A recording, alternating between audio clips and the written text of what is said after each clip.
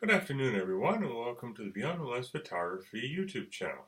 Today, we're going to be talking about the differences between shooting in RAW and shooting in JPEG, and why I believe that you should always shoot in RAW.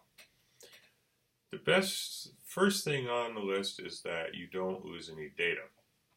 When you shoot in RAW format, it's totally uncompressed, unlike the JPEG, which compresses all the data, and everything is there for you to work with should you need to edit anything. You also have a lot better control over adjusting the brightness and contrast of the image because there's a lot more data there to work with.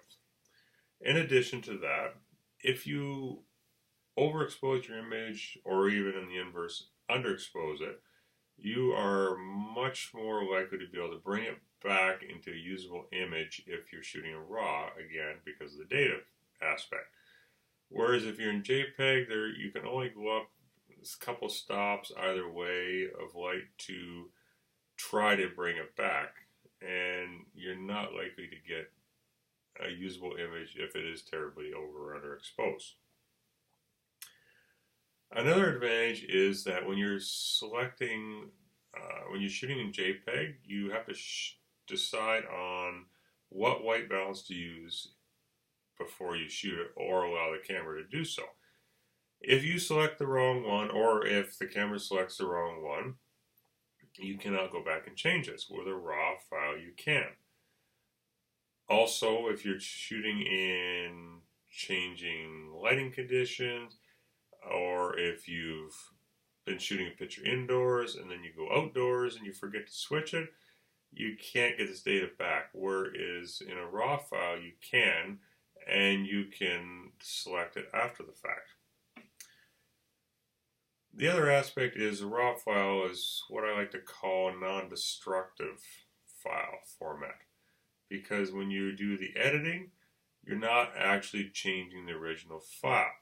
You're editing it and creating a new file, which you will likely then put into the JPEG format. Now, when you do a JPEG, then you're actually changing the original file, and unless you save another copy of it, you're not going to be able to go back to it again.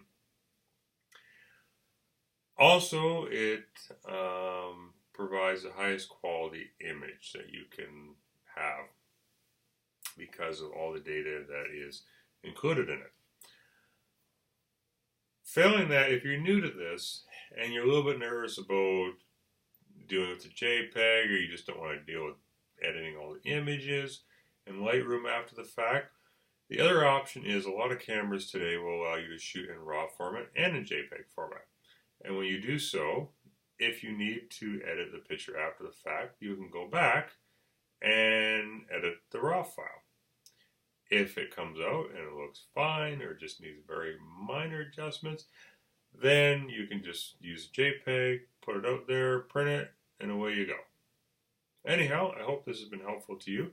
If you have any questions on this video or any other videos that you would like to see on this channel, please leave a comment below. And until next time, have a great day.